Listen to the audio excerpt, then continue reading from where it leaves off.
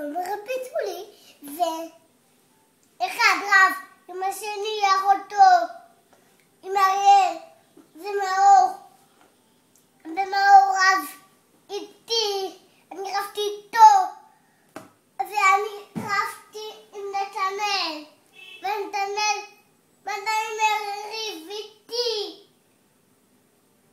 כולם הרביצו לי, ורק אני לא הרבצתי.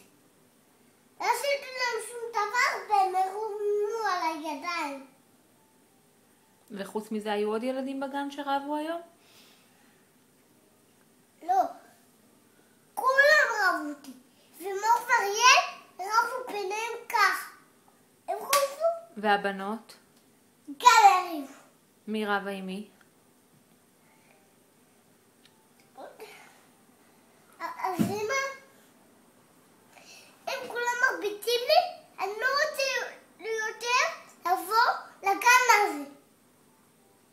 אוקיי.